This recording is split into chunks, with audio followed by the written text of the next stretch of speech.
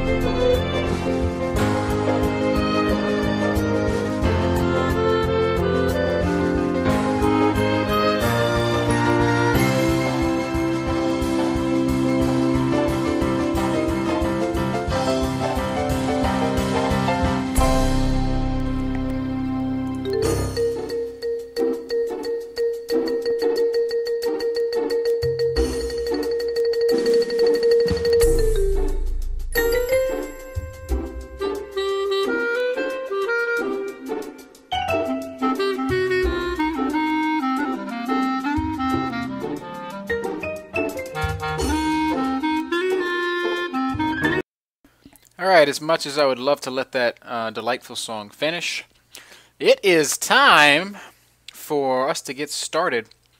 My name is Mr. Bitter, and today I will be talking to you guys about the Map of the Month Finals. And alongside me is one Mr. Jack I. Grock Dickerson. Hello, Jack. How are you? I'm doing fantastic, man. How are you doing? Oh, I am wonderful, and I hope that I have the volume levels at a decent place. Sure, If the chat will let us know, I'm man. sure that they will. So that having been said, Jack, you are, what do we call you? The president of the Map of the Month organization? Whoops. Well, when we were first coming together, I think my title was Khan. The Just, con. just it's not really important. I guess president will do for now. You are Um, the founder. I'm one of the founders. Yes, You there are actually are five of them. the But yeah, primary spokesperson. yep, that's fair to say. You are one of the mappers. Yeah, You are one of the judges. yes, I am. Now, Jack, let me ask you this. You're one of the mappers, and you have this big, important leadership position, but I don't see any of your maps in the final. That is correct. Is it I because you're is as it a because you're a judge. bad mapper? No, I hope not. As a judge, I did not participate in any of the Map of the Month tournaments. I see. I see. Right. Well, that is very noble of you.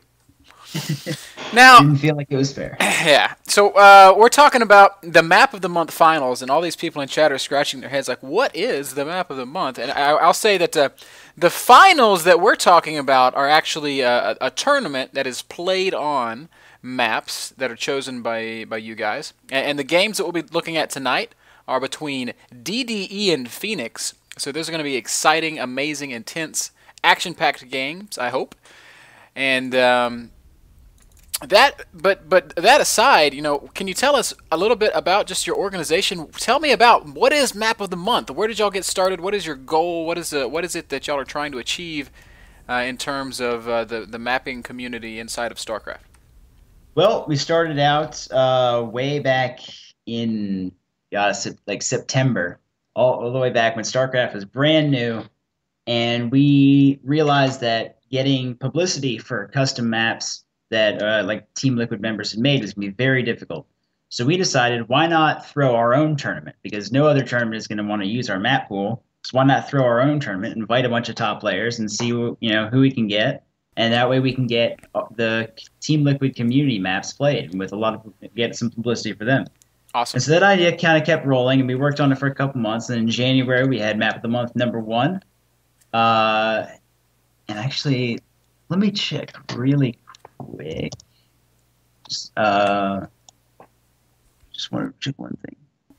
Which Okay. ended in a final with TQ Santis versus VT Desro. Mm. And after that, so that was a huge success. That month #2, we had what is it, 800% viewer count increase over month #1. Okay. So Then, yeah, is that just kind of kept because? building like that. All right, I'm not going to go there. Okay, continue. 800. The only way that really makes sense to me is if you went from one viewer to eight.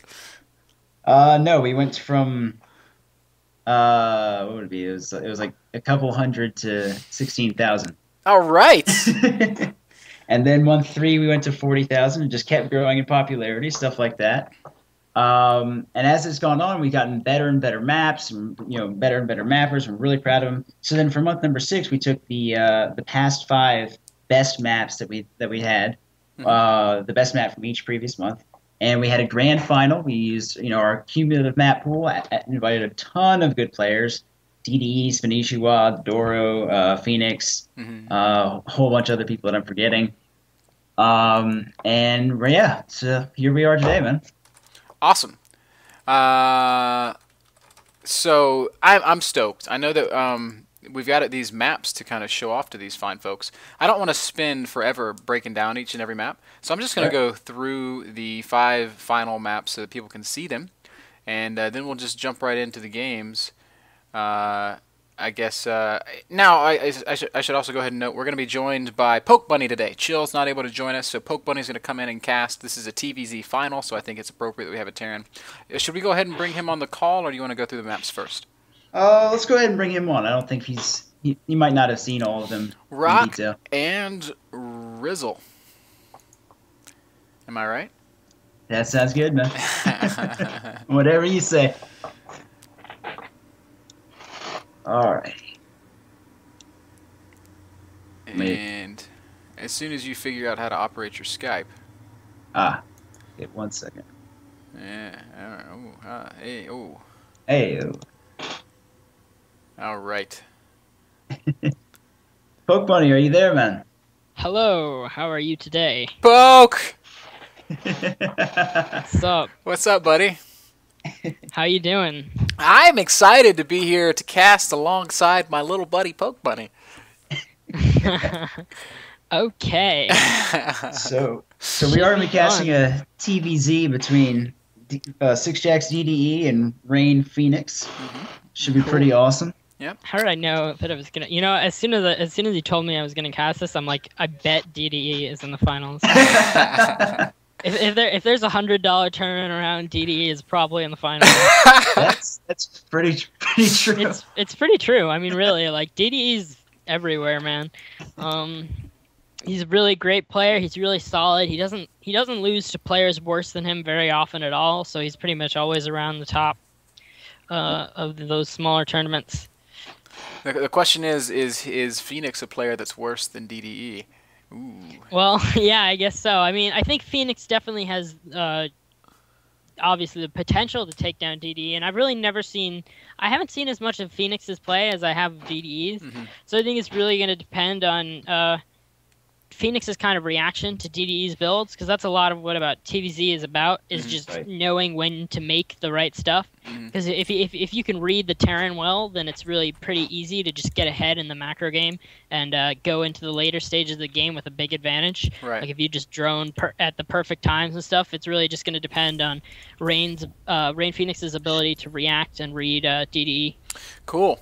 Well, I think we could definitely talk about the matchup plenty, but we'd be doing the entire tournament a disservice if we didn't take some time to talk about the maps. Poke, are you familiar with them? Not really. I've looked at them a tiny bit, but I haven't really, I guess, thought about them too much. Cool. So, I guess... Well, I'm going to take literally 1 minute for each map, and then in 5 minutes we'll get going with the games. First one I'm going to talk about is Hysteria. I don't know if you have any the little things that you can pull up and look at. I'm pulling them up right now. I'm looking at them right now. So Hysteria is the first one that I want to talk about, and it's the first one because it's my favorite one. 2-player map with long rush distances and central rocks opening up new paths, and it says controlling ridges is also very important. The thing that strikes me most about Hysteria, that I like the most about Hysteria, is like the fact that it's a 2-player map, but the distances they're insane. So you can't just cheese and win unless you're going to proxy. So I like that a lot. Do you have any impressions of the map, Pope? Well, one thing I'm looking at this map, and one thing I noticed is that for a 2-player map, it's not like there's just one linear path where both players will just be battling all the time. You know, it looks like a very tactical map. Players have kind of choices in which expansions they can take, where they want to fight their battles, and I think that really brings back a lot from Brood War maps that really were a lot about fighting many battles all over the map and doing little things to get advantages, and I think that's definitely a good characteristic for a map. Yeah, I love that observation, and when I talked about this map with Chill, I said, this reminds me of Destination. I don't know if you can see it or not, but it just looks like Destination Yeah, to me. sort of. I mean, I can see how you understand. Like, I can imagine it would play out in that same tactical way where there are battles going on in different parts of the map. There's different terrain that you can use to your advantage, for different units and different races. So, that's about it. Now you're a Terran player, Poke. Well, you know what? We'll save that. We'll save that because this just looks like the kind of map that you would abuse the hell out of. But we'll hold that conversation for when we actually get to see some games on it. Next map I want to talk about is Marshlands. Marshlands is actually the map where our first game is going to take place. It is a 4-player map with some interesting geography. If we were reading the bullet points here, we can see that there are backdoor rocks connecting the naturals, central watchtowers, and very small third bases. What's up, Jack? Just butt in for a second. Poke, if I can get you to check your Skype, we're good to go. Okay. Anyways, continue. On with Marshlands. On with Marshlands. This is one of my. I've kind of dogged on this map from looking at it from in an analytical perspective, but the games I've seen on it have been very good. I just feel like the attack paths look very abusable, be it through the back rocks or through the center where there's that kind of high ground third base. And I can just see Terrans putting planetary fortresses there, and it just makes my blood boil. Yeah, no, Yeah. that's definitely true. We saw a little bit of that being abused. Those naturals, the mains are pretty far away, but then the naturals get a lot closer together. What do you think, Poke? Well, I think this map, I'm looking at the, it looks a little different than the other map in that, well, obviously different, but, I agree, the paths are a little more constricted, but I still feel like there's kind of room for some tactical play. Personally, I think the other map's a little bit cooler, but I think this map will, I guess, be a different type of game, and it looks very interesting to me. I'm kind of excited to see how that will turn out. Cool, sweet. And just to keep it moving here, straight to Sanctuarium. This is another 4-player map, and this map is absolutely massive. And the thing that Chill and I couldn't quite figure out were the back patios. That's one of the bullet points there. I'm trying to figure out what the hell the point of these patios actually is. Poke, do you have a take on this map? Hold on, let me look at it 1 second.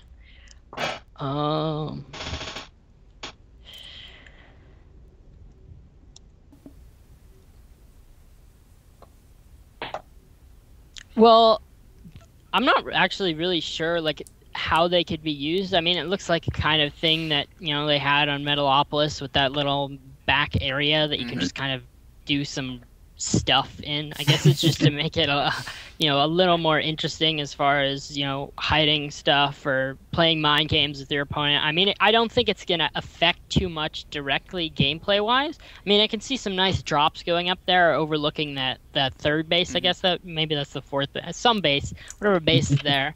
But I don't think it's going to play a huge role in these games, especially being, TVZ. I just don't see that much of practical impact of it. Yeah, the only thing I can see that it would really have a huge effect on is Reapers, because that is a double height cliff along the edge. Reapers, so that lets Reapers to go back in. Yeah. I do like the fact that this map has expansions everywhere, so it definitely is begging for macro bring that play. up as well. It definitely looks like a really big macro map. The expansions are all very simple to take. There are none that are really super out of the way.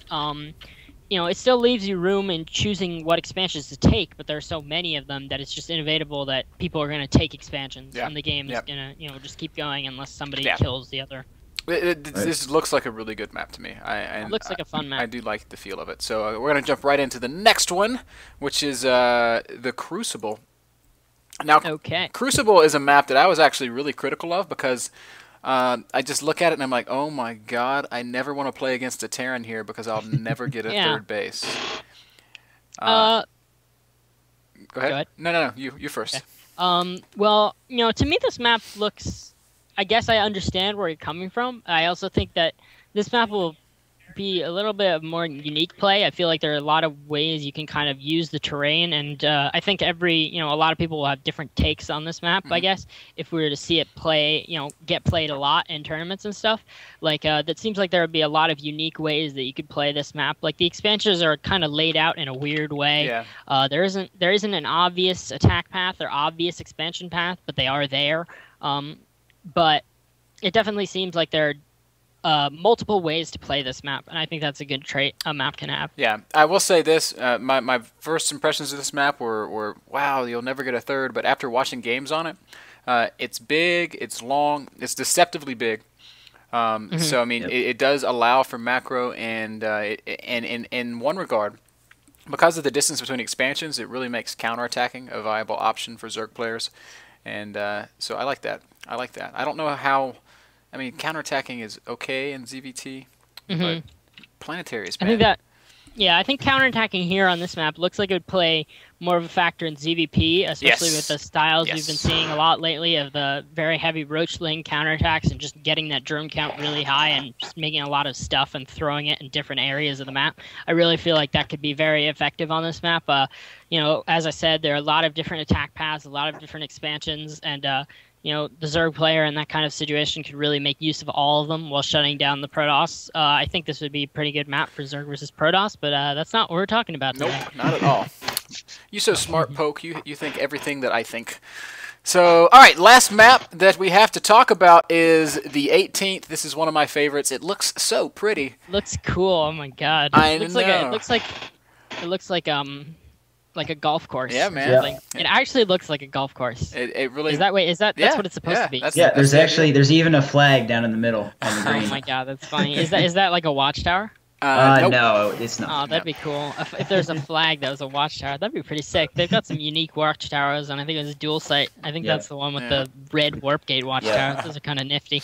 But yeah, once you look past the golf course, you'll see some bases, and that's where you play some StarCraft. Yeah. So, you know, it looks. The expansion path is very linear here. There are very many bases that are pretty easy to go and take. Looks like it'd definitely be very defensive at the start. There aren't very many chokes or really places you can attack. There are some rocks that open up new paths, but the chokes are very narrow around this map until you get to the center. Like, it's very easy to take 3 or 4 bases and still stay behind narrow chokes, which is a feature not very many Blizzard maps have. And so, you know, I'd expect some players to try to make use of that by, you know, I don't think a direct frontal timing push off 2 bases or so would be like a thing that we'd see as much. And that's something we see a lot on Blizzard maps with the open naturals and the kind of far away thirds. Like, you know, it's kind of easy to just, if your opponent takes a third, you can just go push them. Right. But in this map, taking that third doesn't really put you out of position at all. So I feel like it's something where we see a lot of play where people are going for that quick third base and just trying not to die on as little as possible. But it does have room for that other player with those back paths, and it's definitely possible to harass on this map. There's a lot of room around the edges of the map for things to fly around. Yep.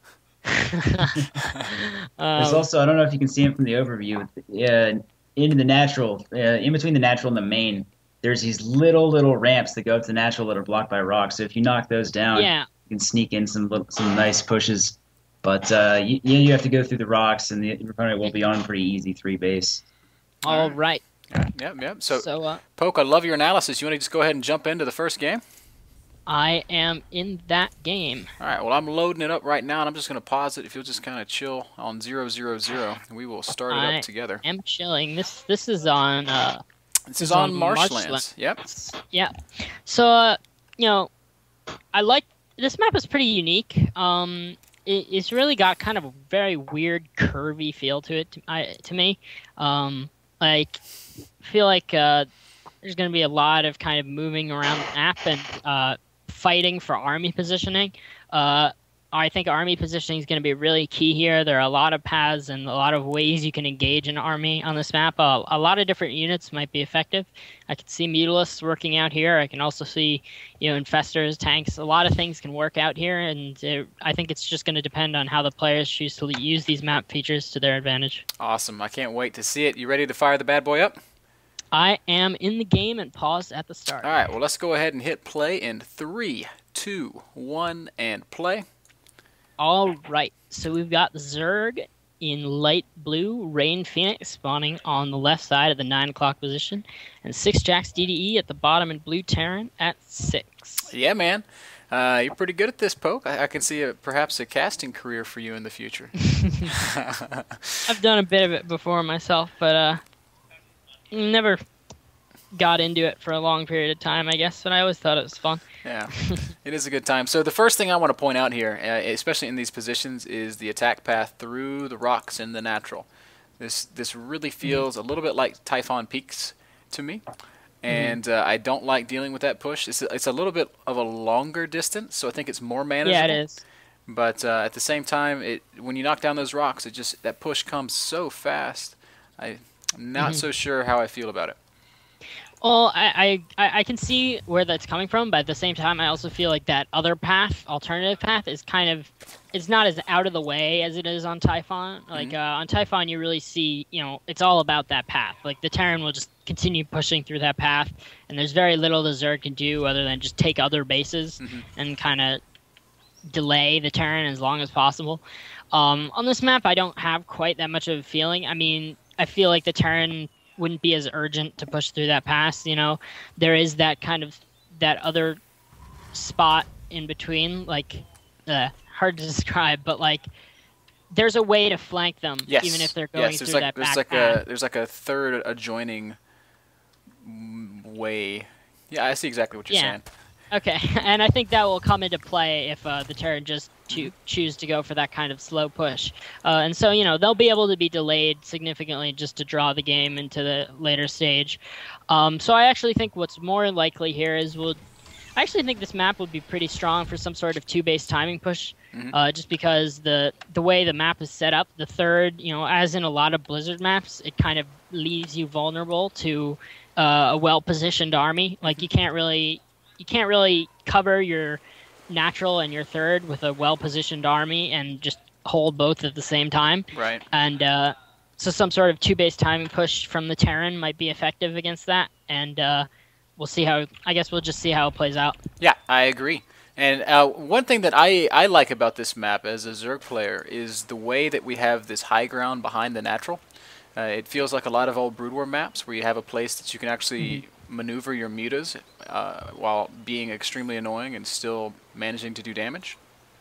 Yeah, I definitely think that will be very useful for this muta harass. And I guess we'll see if Rain Phoenix chooses to use that. DDE going for a barracks gas opening, moving out with his first Marine, just doing a little pressure.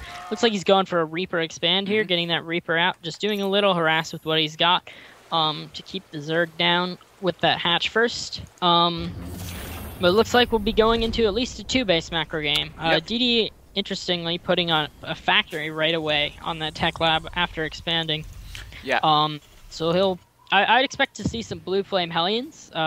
This point in the game, starting tank production really doesn't give you much, so I expect to see some Hellion action here. Yeah, that's my guess. DDE's really been favoring this kind of Reaper play in this whole tournament. I think he's opened Reaper every single game, every single map, no matter what. And I feel like it's a strong way to open for Terran because it gives him a lot of scouting intel, and it also gives him the opportunity for some good harassment. He's already killed a drone or two just with the first little Marine poke. And this Reaper is almost certainly going to get one more drone kill at least, and along the way he's also going to do a lot of scouting. Oh, maybe he's not going to get a kill as he's going to get almost surrounded by the Lings and the Queen, so he's getting out of there. But still, he's going to be able to poke around to the other side, and if you look at the dynamic of the map, there are steps up into the main that Reaper can hop up, which will allow it to really get a lot of good scouting if he chooses to go around that way. Yeah, and another thing you can that I would think about seeing him go for this Reaper opening here is, it gives him a little chance to explore the map a bit, just look, find some good spots with his Reaper, and, his opponent might not be completely used to all the things, the terrain and stuff, and he might be able to catch him off guard. On a lot of the maps that the players practice all the time, they kind of know, okay, this is exactly where a Reaper can jump in. And having that, having that map control on a map that you're both not quite as familiar with, I think gives you a bit of power. Looks like he did lose that, though. Yeah, Reaper does go down. These Naga towers, to me, are in interesting positions because they don't show you much. Like, it's entirely possible to push and avoid the sight range of the towers altogether, especially if you're going to push through this back lane. But at the same time, I feel like that's probably good because towers... I tend to feel like on the Blizzard maps, the towers are a little bit too powerful. You just control the towers and control the whole map. So that's a cool thing for me. And we do see that DDE has opted to go right into tank production. He's also getting his medevacs out nice and early. Is this going to segue into some drop play, or is he just getting the medevacs for the sake of having the healing?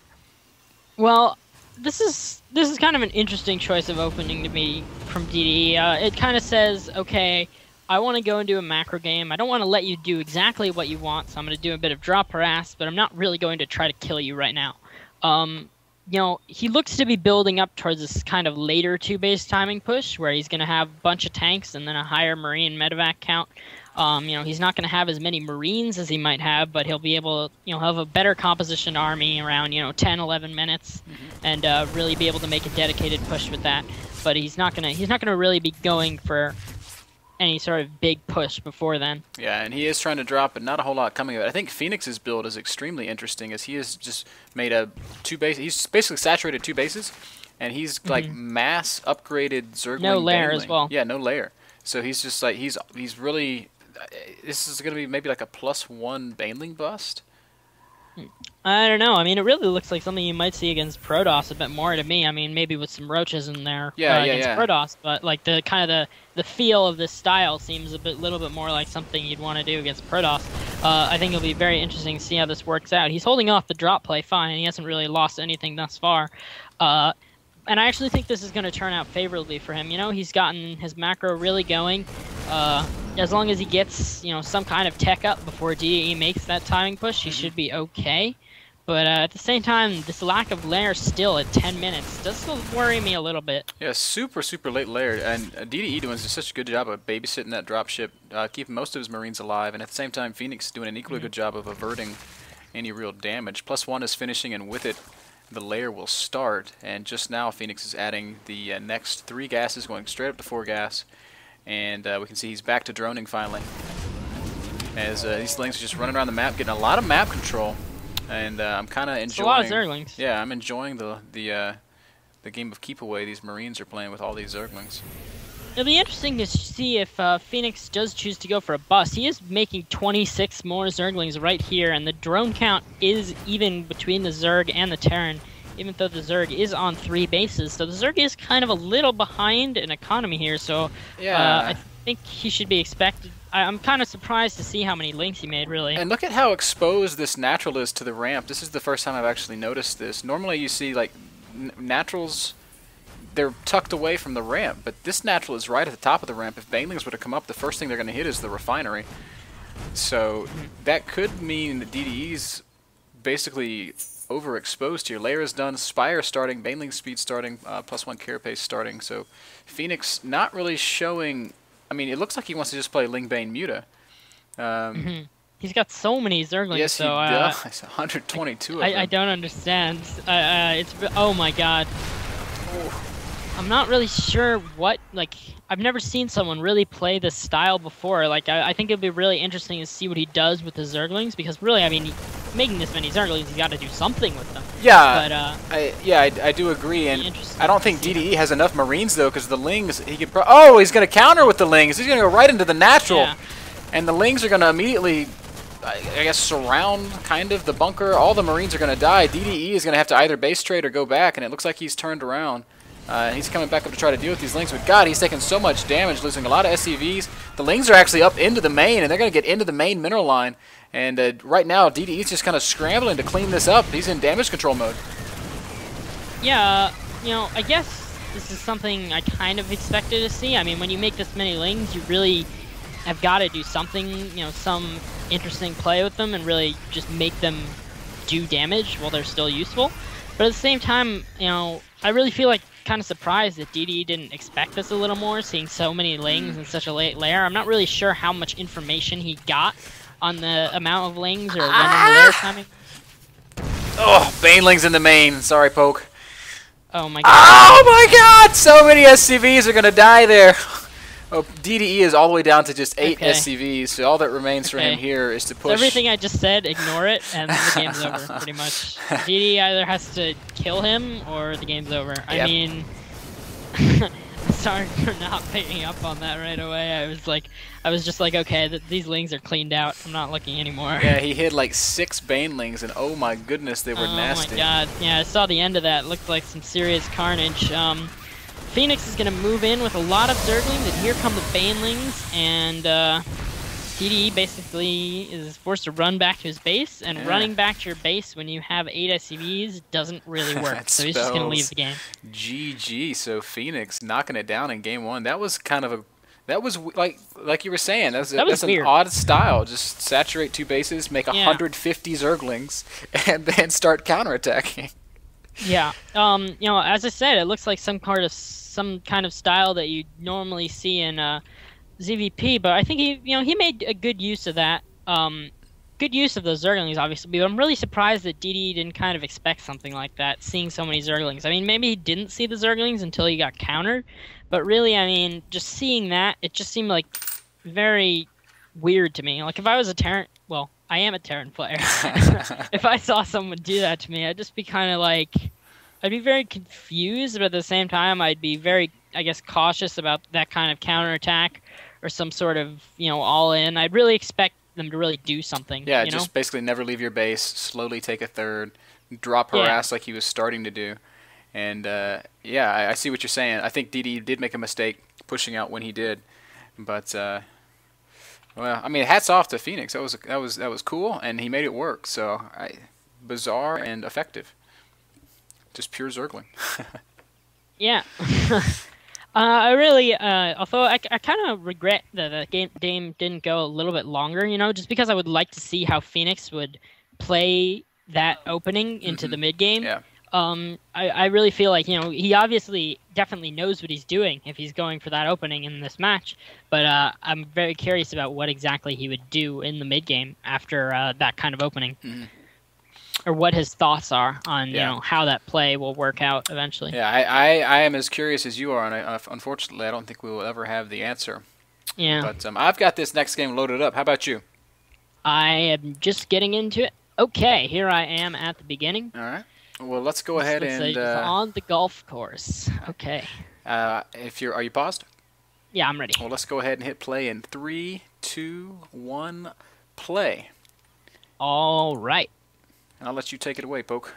Okay, so here we have 6 Jacks DDE on the left, and I guess that's like the 10 o'clock position in the blue Terran, and Rain Phoenix in the red Zerg at the 2 o'clock position. This is an interesting 3-player map, which is something I guess we didn't touch on as much when we were going over the maps at the beginning, but that's something we haven't seen as much from Blizzard. And then I think that gives a really unique dynamic to maps, because with the 4-player maps, there's a lot of map splitting, and the 2-player maps as well, there's a lot of kind of map splitting, and you both kind of have like obvious places where, okay, these are my expansions and these are your expansions.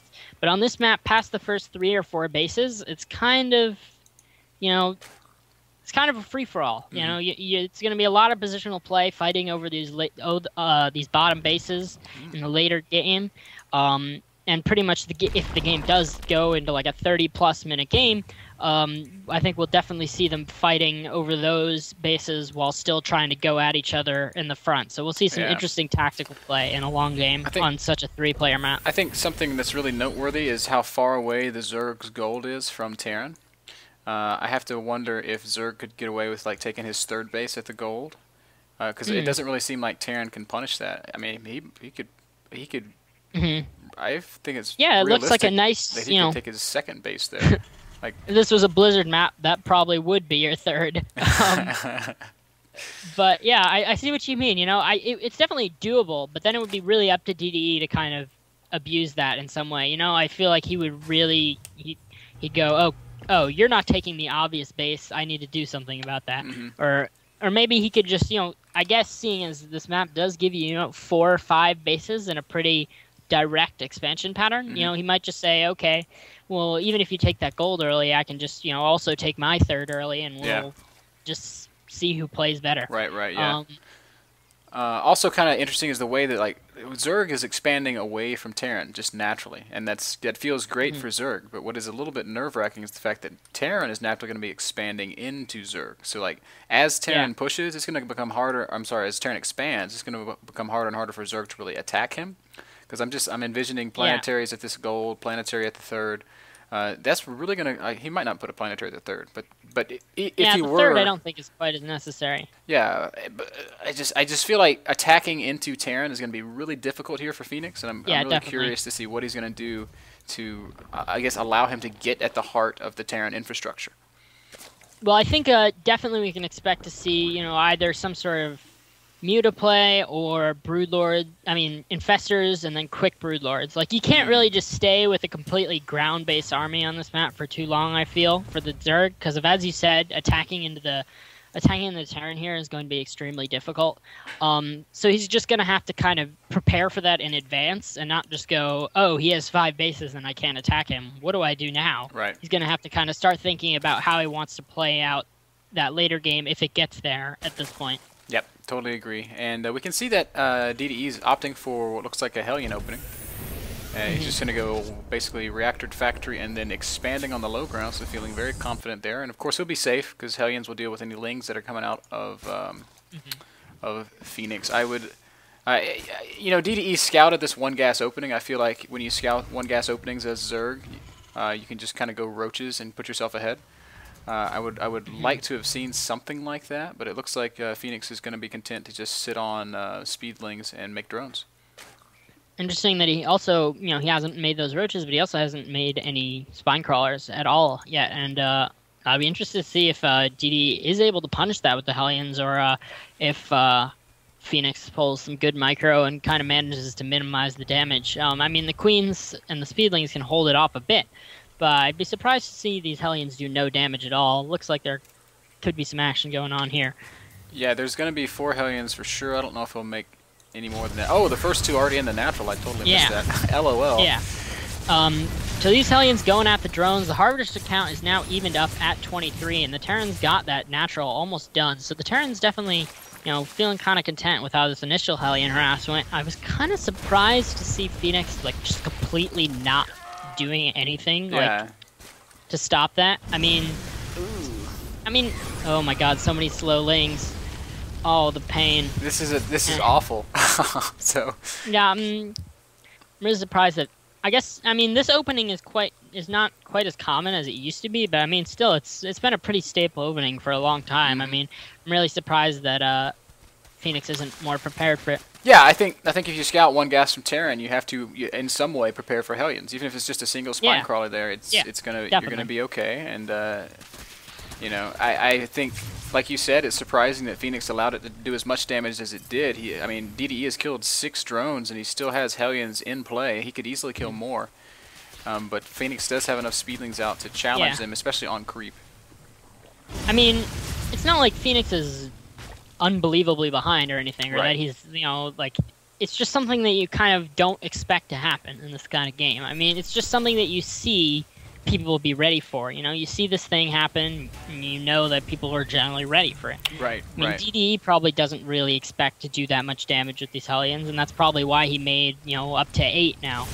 He's got 6 in play, and here they come. Yeah, good surround, huge surround. All those Hellions are gonna die. Amazing surround. That was incredible. So nice control there by Phoenix.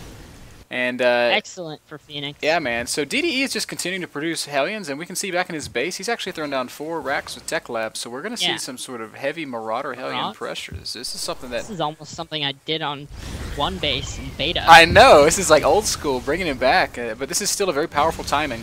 The fact that he lost all those Hellions is going to take a lot of the gusto out of it, though. That's gonna really set him back, because really he needs that Hellion buildup to really deal with a large number of lings. I mean, you know, when you do this kind of strategy, you kind of don't expect to lose 6 Hellions to 20, 30 Zerglings. So you kind of, like, that's just not, you just play as if that's not gonna happen. Right. Phoenix going for the same style, well, similar. The Lair is a little bit earlier, but, you know, he's still getting that quick Evo +1, that quick, not quick third base, but it's, you know, it's reasonably fast, and he's got a 3rd hatchery in the main as well. So it's a similar kind of thing. Yeah, just mass speedling, and I gotta feel like DDE... It's gonna go for him. He needs Blue Flame. Yeah. Or that Hellion buildup that he should have had with those 6 extra Hellions that lost. You know, I feel like his choice to kind of run in that... I think he could have even just run behind the mineral line when he did that harass and just forced those Zerglings into a bad position and did some damage there. I don't know. But I guess that's... You know, what's done is done. So here we got a decent amount of Hellion Marauder moving in the natural. And really these Banelings, unless DDE really positions poorly, should not be able to do too much. Here move in the Banelings, they are doing a good amount of damage, but really there are not many Zerglings left for Rain Phoenix.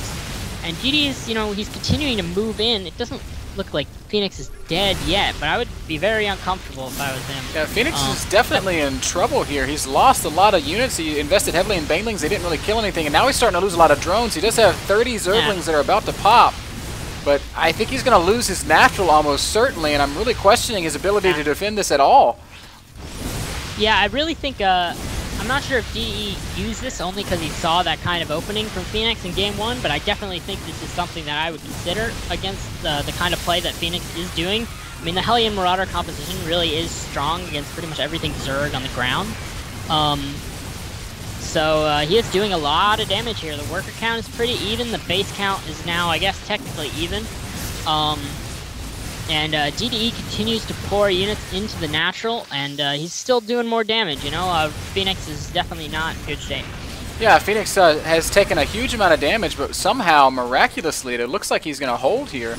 I think that macro hatchery up in his main is really the his saving grace, as he's been able to produce enough stuff to finally deter this aggression. But my God, man, DDE did some huge damage here. I have to feel like he's way, way ahead. Yeah, I think DDE, I'm not sure if he expected Phoenix to do this exact thing, but if he did and he guessed right, well, good job from him, because he definitely, made a good choice there. That's pretty much all there is to it. Phoenix did get pretty lucky. I mean, not lucky, but, it definitely could have gone differently for him with that, those Hellions and that surround, and I think that would have made it pretty much impossible for him to hold it at all. Yeah, it 8 more Hellions, and that's a completely different outcome. But now we have this kind of unique situation where Phoenix is taking all this damage, and he's got to figure out some way to get back in this game. It's not to say that he's completely out of it, but he's definitely behind, and I feel like he needs to do something. We see that he's not retaking his natural, and he's making a lot of Zerglings and Banelings, so he might be gearing up for just a big 2-base all-in. I'm actually kind of surprised that DDE, he hasn't really gotten any upgrades nor a 3rd base during this time. Like, his timing push was really strong, but I just, it just felt like, he did reinforce, but his reinforcements just seemed not like he was completely committing to that push, I guess, to me. Phoenix cleans up a bunch of these Marauders. I mean, a pure Marauder composition against Zerg is really not very strong. No. So I kind of... I like his idea with the timing push, but I'm not really sure how he's going to play this out. He's making a bunch of factories. Oh, yeah. We're going to see a big getting the blue switch. Flame upgrade. And this is really interesting play from DDE. I'm not, I don't know what I think about this. I really liked his timing attack, but I thought his transition was not thought out very well. He really just seemed like he was just like, okay, this strategy's good, and I'm going to kill him with it. But then he's like, oh, well, I did what I needed to, but I didn't kill him. But he's not what dead. What do I do now? Now what? Yeah. And the now what is apparently throw down 4 factories and start producing mass siege tank along with blue flame Hellions. Interesting little rally point off that top factory. The tanks have to go all the way around the entire main. Yeah. That's hilarious. Oh my God, that's such a pain. I hate tanks are so fat, man. They can't fit through 1 square gaps. I always like get screwed up. Yeah, I've seen many of your games where your units get stuck in weird places. God. So, anyways, Phoenix has retaken his natural. He's also taken the gold base. So he's decided to transition back into some sort of a macro play, throwing down a Roach Warren and a Spire. So I don't know if he's anticipating additional Hellions, but the Roach Warren is almost certainly in preparation for that. And once again, we've got DDE moving out on the map with a lot of Hellions. We'll see if he's able to get in anywhere and do some big damage. Okay, so, yeah, I mean, he should be able to do something with these Hellions. At the same time, like, that timing push was so strong, but, like, where is his follow-up, I guess is what I'm saying. Like, it just seems very... This doesn't seem like, something DDE would not have thought out. Like, I'm really just surprised that this game is kind of turning out like this. A bunch of Hellions moving into that 3rd. Oh! Banelings blow up a few. The drones do retreat, so, DDE is not going to kill too much. He's killing a bunch of Zerglings here with these Hellions, but looks like it's not going to be too game-changing. Pretty good control there from Good play Phoenix. by Phoenix. Yeah, managing to not stack up all his lings and get them roasted. So I'm Pleased to see that. And Phoenix is doing a really nice job staying on top of his creep spread. This makes him so much more mobile, gives him so much more vision. It's just annoying for Terran. I know that Terran doesn't like pushing out on the creep because it's like, oh crap, Definitely. now I'm in trouble. Yeah, but it's look like at they know exactly when your army is in position and when you're not. So he really can just stall you so much when he's on creep, just because you can't really go anywhere with the creep under you because they'll just because come kill Zerg all your sees stuff. everything, right? As soon as you unsiege, Yeah. bam. Yep. Okay, so DDE does have a third orbital finally up and moving over. This is actually a super late third. I really am so shocked that he's really taking it this late. Like, I feel like he definitely could have cut a little bit of production during that, even that initial timing push on that natural, and just taken this third. You know, like, I just don't really know why that isn't possible. Like, Yeah. I just see no reason that it couldn't have been done. I think it was just a blunder, you know. I feel like he just expected to win, and when he didn't, he was like, "Oh, well, that wasn't expected." And so now I mean, yeah, his sure, but transition I was kind just, of I don't really expect to see that from DDE. I feel like he's always kind of got his plans laid out. He's kind of always ready. He's also got a fourth command center now floating over to the gold. So it looks like he's planning to take this to a longer macro game. There is Phoenix is still in lair, no infestor pit in sight. So he's gonna have to fight this pretty much with lair tech. And I don't know what you think, but as a Terran player, I kind of I think when you've got a big, nice mech composition against the Zerg with no hive, then you're definitely in a pretty good shape. Oh yeah, man. Zerg needs to have broodlords to deal with this kind of a meching army. If not broodlords, then like 15 I mean, infestors. even Neuroparasite, could definitely help him out. Some Mutalisks are coming out. DDE is aware of their presence now.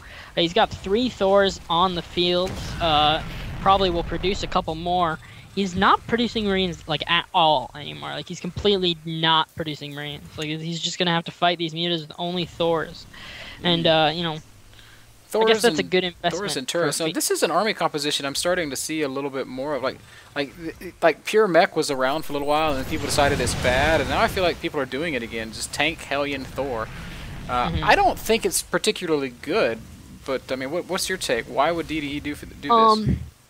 Well, I think this is an interesting way to transition. I actually think it's kind of okay the way he's doing it. I just feel like he could have made that transition a lot earlier and smoother, like with an earlier third and then getting those factories up a little bit earlier. I just feel like he's kind of slow in doing this. I'm not sure if that was... I mean, his macro has been fine, so it's not like he just banked a bunch of money and didn't make stuff. It just seems like his transition was really just not optimal.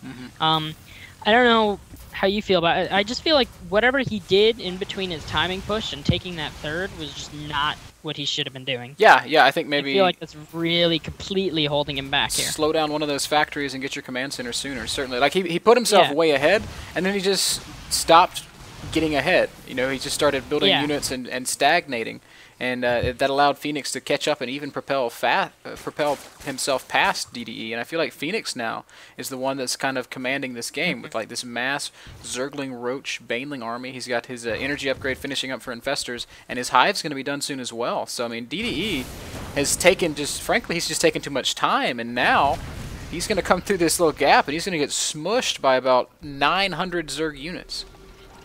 Yeah, I think, oh my god, that is so many Banelings.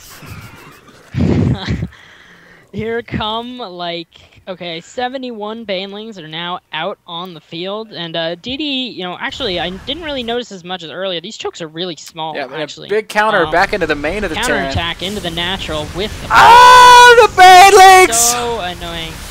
Okay, the Banelings, oh my god, the Banelings, they just kind of blow stuff up. Oh my god. Wow.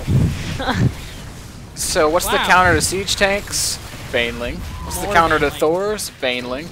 What's the counters to SCVs? Apparently that's Zergling. And immediately, holy cow, that game just like ended.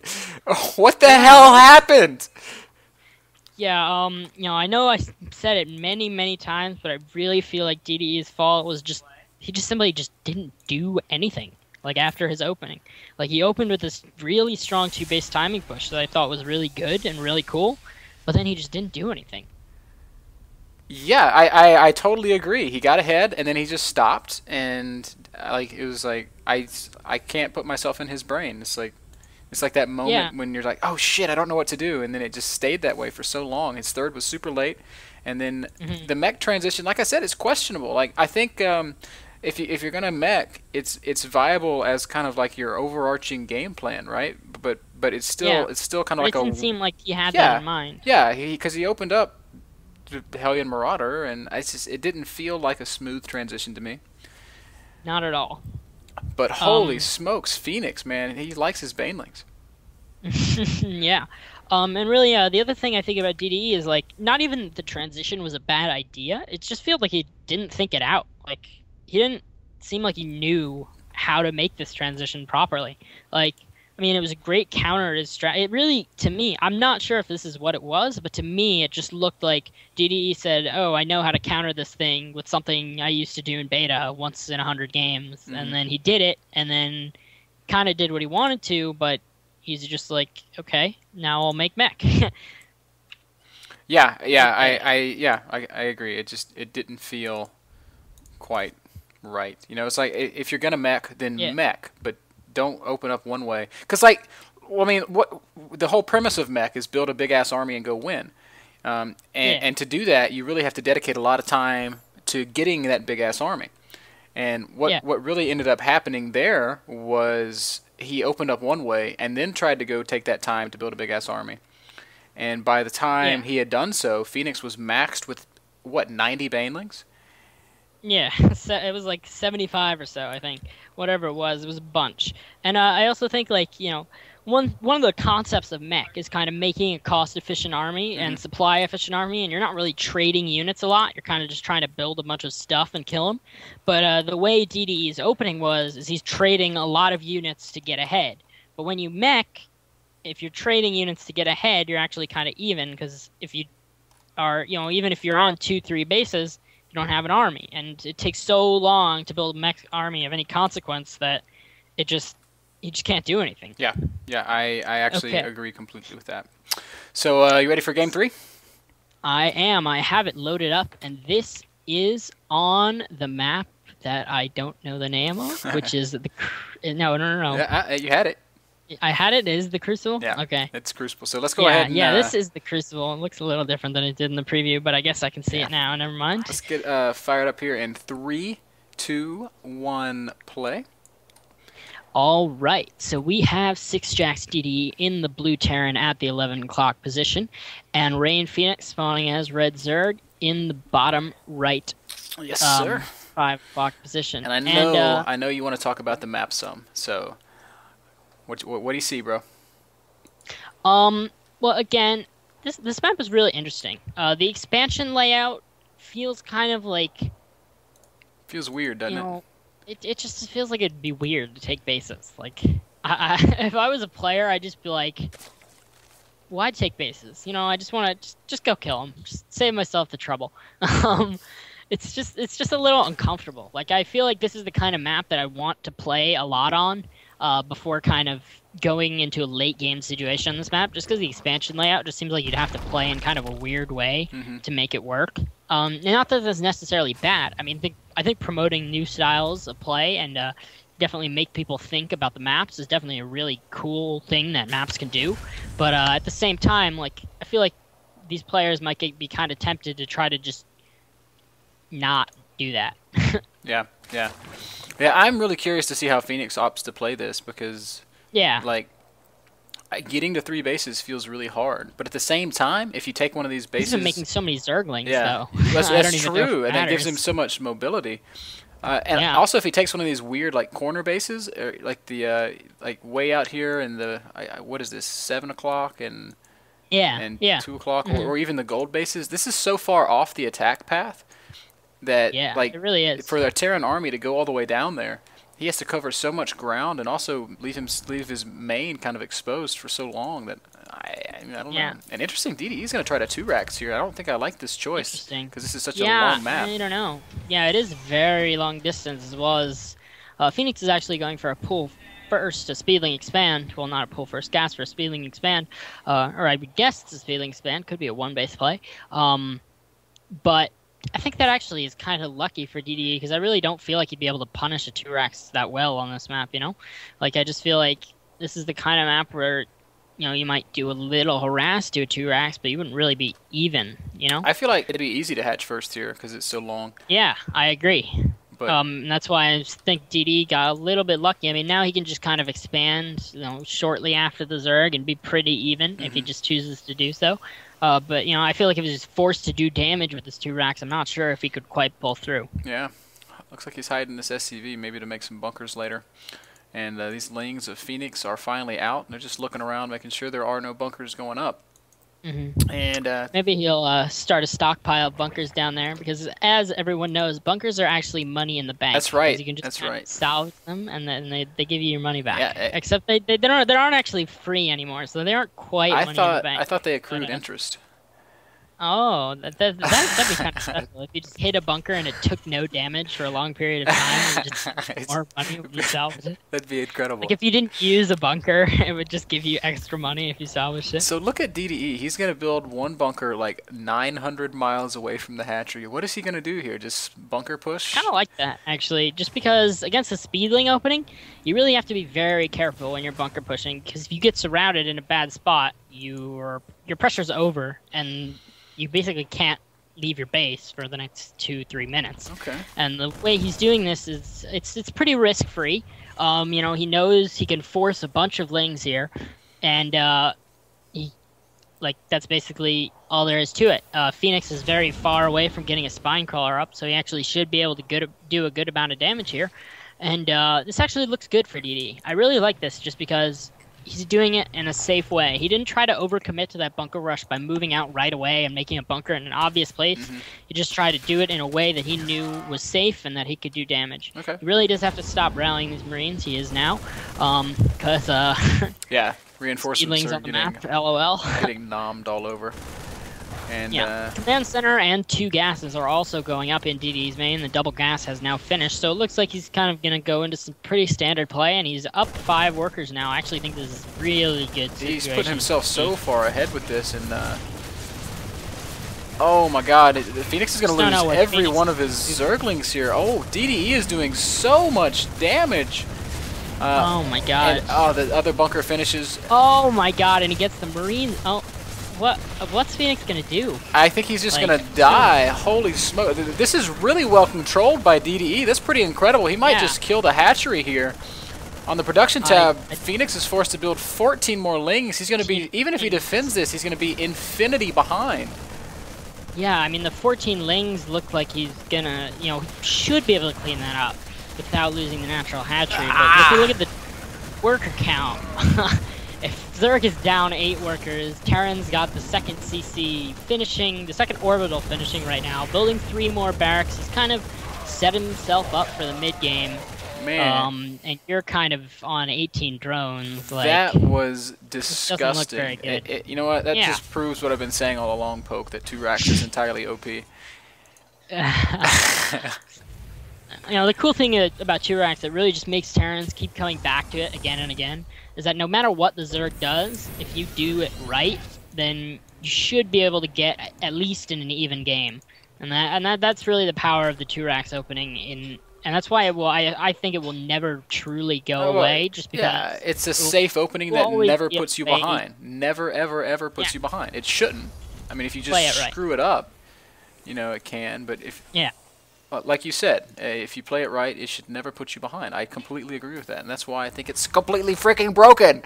I mean, Phoenix opened with what was supposed to be safe against that and got completely screwed by it. And I just don't know what he's going to do now. He's too far behind. I think he's dead.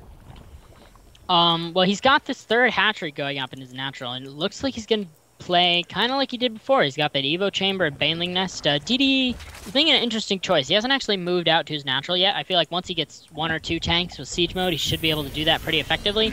Though I'm actually kind of shocked that he didn't just put up 2 bunkers and take that right away. Yeah, I agree. I definitely agree. I feel like Phoenix didn't even have the drone count to mount a sufficient Baneling bust at that point, even if he wanted to. So I think that's kind of an interesting move from DDE. To take that natural so late, and just, I don't think it's bad for it to be safe, but maybe being a little bit too safe. I feel like he could have done it in a safe way earlier. Yeah. Like, there wasn't really anything stopping him. Right. And So this third hatchery is up for Phoenix, and the natural is in place for DDE. He's continuing to build up a pretty standard Marine tank army. He's getting stim. No combat shields out yet. little counter. Some lings in the mineral line of DDE's natural.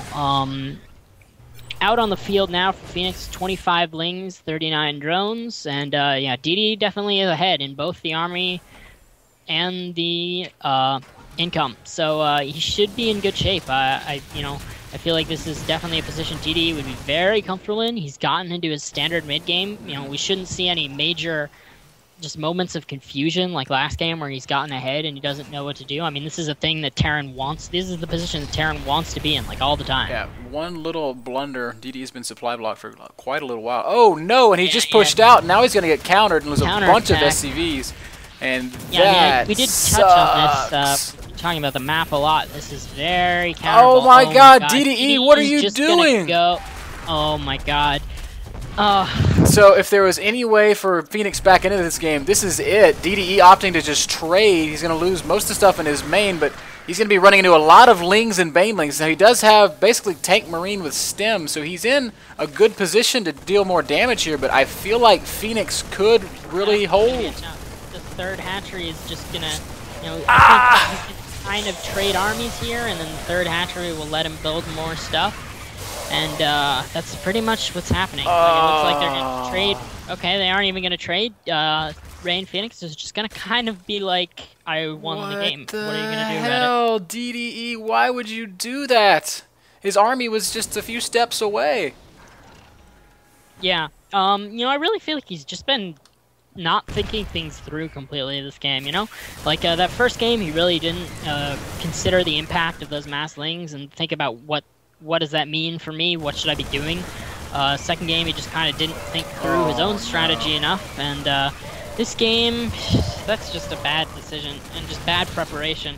Like, that's something you should be ready for always. Like, that's just something that you have to know can happen against a Zerg player. Yeah, man, this map looks really... I mean, Phoenix makes it looks really good for Zerg. I actually think this looks excellent for Zerg. There really isn't a way for Terran to take a third as... somewhere on his attack path. There will always be a way to counterattack the third and the natural, no matter where you push. If you get good creep spread on this map, the bases are fairly defensible for Zerg. It's not like there's any really ugly terrain where it's just there's a place Zerg can't engage. And actually, the more I look at this map, the more I just want to be sad that I play Terran if I were to play on this map. That's so funny, because I hated this map the first time I saw it, but just the more I see of it, the more I'm like, wow, this really works for Zerg. Yeah, I really think this map is actually excellent for Zerg, now that I look at it. I'm not just saying that just because Rain Phoenix has shown some excellent play here. I'm saying that because I just see no reason that Zerg shouldn't be able to do what Phoenix is doing like every game. Right, yeah. And I gotta say, Phoenix's style is opening eyes for me, dude. He sits on like low economy for just a little while, makes a bajillion lings, and then says, "Okay, I dare you to push out anywhere," and just smashes stuff while he drums up. It's really weird. Like, I've never seen anything like this. It's cool. It makes sense. I like it. Yeah, I do too. So DDE looks like he's gonna actually push out on the map again. I don't feel like this is a good decision, but I don't know that he's really got any other choice. I don't think that he really has a choice. Yeah. I mean, if you look at the worker count. LOL. Oh my gosh, how did this happen? He was so far ahead. Yeah, I just think this push is about to get crushed, and DDE will be in Frown Town. I don't know what he can do. Yeah, we can see... I said the same thing about Phoenix, though, so I guess, obviously, miracles can happen when you're Korean. Actually, okay, now that I look at it, Phoenix's unit count is not high at all. Oh, yeah. Actually, it's 18 pretty much lings, non-existent. 7 mutas, and a couple he's bangs. got some banelings coming in, but it's a bit less than I expected it to Yeah, be. he's going to lose this But I still third. feel like, well, maybe. I'm not really sure. Hard to say. I guess he will let it fall. He's got all these units in his natural. I guess he's kind of deciding to... Well, DDE hasn't moved into this third yet. He actually could hold it if he goes right now. No. But he decides to let the third die and then go. okay, well now that I've lost my third and I have no reason to need to hold back, I might as well just kill your army. Might as well just kill the entire Terran army. So. Or fail to kill the entire Terran army, kind of. Sorta, yeah. Okay, well he's got that army cleaned up, and he suicides some banelings on a tank that can't shoot anything else. But Phoenix is still ahead. Yeah. 22 works, no third going up for DDE, 50 supply lead. DDE has no army, so he can kind of just do whatever he wants, but I question his choice of just kind of losing the... Phoenix... Like, just kind of... Yeah, I know what you're saying. He chose not to save it when maybe he could have. But Phoenix still sitting in definite control of the game. I think he just wanted to make sure that he could kill that army. Because, I mean, as you know, when the Terran loses his whole army, that makes life really difficult for the next 10, 15 minutes. Yeah. And Phoenix is not double expo. Not that long, but I know what you mean. Like, it's just the Zerg can kind of just do what they want for the next couple minutes at peace. It's not like, oh my god, what's he going to do next? Is he going to drop me? Is he going to run some Hellions into my base? What's he doing? It's just kind of like, okay, I have some time to stabilize, I have time to make some drones, time to make some tech, and time to make a lot of get creep out tumors. on the map a bit. Look at the creep spread. Phoenix being so diligent about that. He's got one more queen than he has hatcheries, so he's just sending a couple more bases going up at the top right, taking both the gold and the top right. I like this choice, and actually, you know, I thought about this earlier when he first took that third, but I kind of ignored it just because I felt he was so far ahead that it didn't really matter what third he took. But yeah, I don't really know why he chose to take that base as a third. That seems like, why would you even take that? Yeah, the one out front. Yeah. Yeah. So, little Mutapoke here. Mm-hmm. He's going to see that Six Jack's DDE wants to take a third base. The question is going to be, where the hell is he going to put it? And, like, seriously, I have no idea where he can put it. Yeah. Like you said, it's just everything is so far away.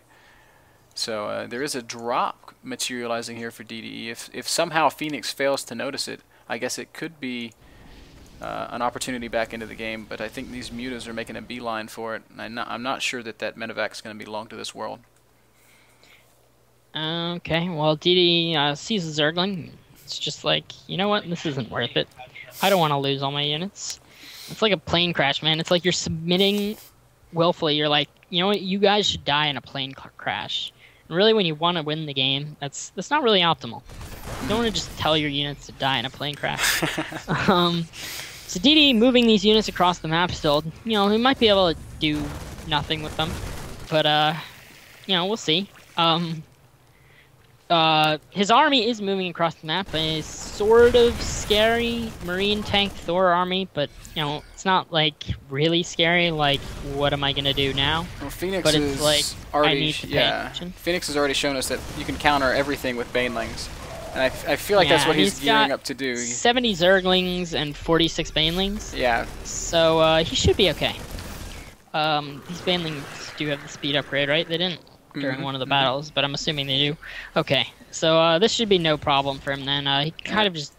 I feel like he kind of probably a move, but maybe not quite. I think DDE realizes it. Nice counter at DDE's third as well, by the way.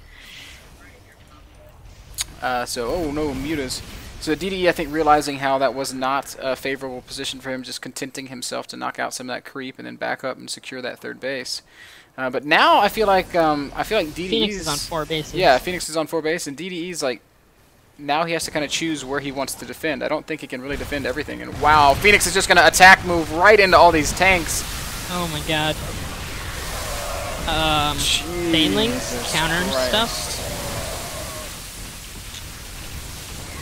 Dude, I want to go ladder now. It's a lot of Banelings. What? Just make Banelings? Yeah, and just be like, seriously. LOL, I'm Phoenix. I have Banelings. That's disgusting. It's such a cool style. Like, I just feel like it shouldn't work, but it really just does. Like, it just looks like something you wouldn't expect to work, but it kind of, like, there isn't really, like, a way to, like, make it not work. It just kind of works. Yeah, Banelings. I'd be really interested to see like a really top tier, like someone like Idra's thoughts on this kind of play. Just because it seems like something that he wouldn't do, but at the same time it looks really cool and they work. And I'm not really sure. And Six Jack's DDE has gotten his third shut down really no map presence at all, really nothing at all, and leaves the game with the final GG. Yeah. So some really interesting play by Rain Phoenix. He has destroyed DDE 3-0 in a series of really cool, strange games. Yeah, man. They were all macro games, but in a weird way. I kind of like him. Yeah, I really liked how Phoenix's style, really fun to watch, and I mean that's it. That's the last game of the series. He wins 3-0, yep. And he will be the Map of the Month number 6 champion. So congrats to him in that regard, and certainly congrats to DDE for going deep in the tournament. But that was kind of dominant play. Like in every game, what happened in the first game? Phoenix just kind of won the first game with the big counter. Game. Yeah, that was like. But DDE just kind of made a bad decision. But then in the next 2 games, DDE got himself well ahead, and then just didn't really follow up. It seemed very uncharacteristic of DDE to me. You know, like DDE always feels comfortable. To me, he always feels like he's so experienced in his games. Like he just knows how to play like all the time. Mm-hmm. And but in that game, I didn't really get the feeling. I just got that feeling that he felt uncomfortable like the whole time, and I'm not really sure. I mean, I'd be interested to hear his thoughts on the series. Maybe he just thinks he played badly after he got these leads. I mean, that's totally possible, but it was just weird to me to see him play uncharacteristically poorly. Yeah, it was. I mean, I don't know. It's like sometimes when you play against somebody that's really good, I mean, it's just you might be a good player yourself, and it just. You can be made to look bad. Is that what happened here, or did DDE just drop the ball? Well, I mean, I think only he really knows kind of what he was thinking during the time, but it's just like, just looked uncomfortable. Like, that was the biggest thing to me that I noticed. It was just like, like, he just didn't really do what he could have done to win when he could. Mm-hmm. All right. So those were 3 exciting games. I enjoyed watching them, enjoyed casting them. Yeah, definitely. But we're definitely, the real draw here are the maps. So do you have any final words for any of the maps that we saw today? Okay, well, the maps that we saw, I guess I'll go in backwards order. Crucible. I definitely think that's a good Zerg map, at least from what I saw. And kind of how, like, I just didn't see anything that made me think, wow, this wouldn't happen always. Like, this is something that people shouldn't be able to do all the time. Like, that looked like something that I'd expect to see on that map a lot. Second map, the golf course, the 18. I thought that was a really cool looking map, and I actually really like that map a lot. I think it'd be interesting to see people play on it more. I like DDE's strategy, but I feel like the map didn't come into play quite as much, just because DDE's strategy didn't really make use of the map as much as it did Phoenix's play. And Phoenix's play was very unique, I feel, and he used it on all the maps, which gives me the feeling that he didn't, necessarily prepare. He wasn't as concerned about that. Either, maybe he thought all these maps have something in common that we don't see that makes that play work, or he just did it because he thinks that's great, standard, solid play. But whatever his reason is, he kind of went with the same idea on all 3 maps. He really liked getting that macro hatchery pretty early compared to what I'm used to seeing, and making a lot more lings than what I'm used to seeing early on in the game. But not in a way where he's just like going a 2-base Baneling bust lings, but just making a bunch of lings and just kind of having map control for the sake of having map control, doing stuff with it. Marshlands would be the last one. Or the first one, in our case. Well, I feel like we didn't really, see that map play out as much as we could have. The counterattack path came into play in that way. You said you were kind of worried about that back path. But, when I saw that game, I didn't really get the feeling that he was ever worried about it that much. Right. It was a longer push path than I think I really realized. Yeah, it's I definitely think that's not a short path. The map is fairly big overall. But I guess we didn't really see that come into play as much this time around. All right, man. So, you only got to saw 3 of these maps. If you had to pick a favorite, would it be the 18th? Yeah. Crucible I think is cool, but I think I would hate playing on it, especially more than a couple times. Like, maybe I'm wrong, and maybe I'm just biased, but it really just feels like I just hate playing on that. Yeah. Marshlands, I feel like we didn't get to see enough of it, Yeah, but yeah. it didn't really appeal to me, really. I mean, like, never when I saw it did I say, oh, that looks like it'd be really fun to play on. The 18th, I really like, just because it's a map of a type that we don't see as much from Blizzard maps. You know, it's sort of like a Brood War map, but it's still kind of unique, and I feel like the three-player dynamic gives it a lot of potential in the late game for some really interesting games. Because I really like that about three-player maps, is that whoever kind of it's all about controlling the the third sector of the map, Yeah, the while extra still man. kind of pushing your opponent's expansions that are kind of theirs. Right. So I think that's a really unique thing that could really be used. I think that we could see some really exciting games on a map like that. All right, man. Well, Poke, I agree with you. My favorite map is Hysteria. We didn't get to see it. The 18th is my second favorite map. I love it. But those games are fun. Thanks for coming on and casting with us. I know that Igrok has some things he wants to say. So, Jackalope, what's up, bro? Awesome games, man. Thank you. Awesome. Thanks for hosting Awesome the event. cast. Thanks for streaming. Thanks, Pokemon. That was an awesome set to end the series on with this huge Baneling bust. I actually got to talk to Phoenix a little bit after, and he said that no, that's just kind of his style. So Okay. yeah, couple big announcements. The first one is I've been pasting them throughout the chat repeatedly. A link to a petition on TeamLiquid.net for adding the 2 winning maps from Map of the Month, the maps that we thought were the best. Which unfortunately, Poke, you didn't get to see either one of those, which are Sanctuarium and Hysteria. The 18th came in third. Sanctuarium and Hysteria just have some really, really awesome maps or games played on them. And Okay. but anyways, so we have a petition there. I've been linking it in chat. I encourage everybody to sign it. We want to get 10,000 signatures. We're going to send it to Blizzard, IPL, Okay. NASL, MLG, all the big ones. I don't even remember. I'm missing someone. GSL. How do I forget GSL?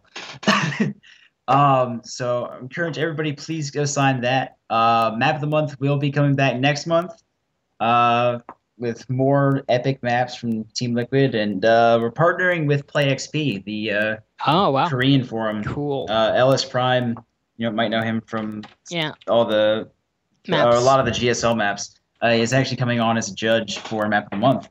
Awesome. So even better maps, even better players, and I think that about does it for me, man. All right, Okay. Well, I really enjoyed casting this series. Map of the Month sounds like it's growing in a great direction, and I really think, even if I like how Blizzard has introduced like a one, GSL map and kind of making the ladder pool a mix of interesting maps, and I hope we see that soon. Yep. Awesome. I'll be pulling for you guys. So Poke, thanks for coming on. Jack, thanks for holding a great event. I had fun. And StarCraft fans, thanks so much for watching. We'll be back next month with Map of the Month number 7. Be sure to keep your eyes peeled for that announcement. See you guys.